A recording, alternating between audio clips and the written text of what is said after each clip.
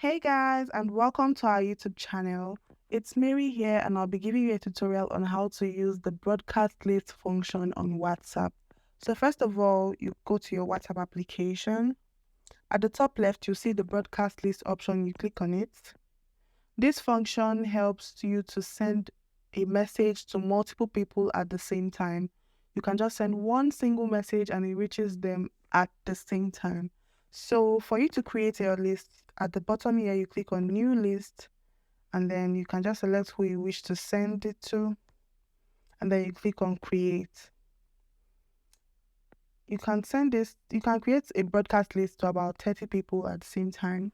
And then for you to use this, you can just, after creating, you can just send a message, hey, and then your message will be sent to them at the same time.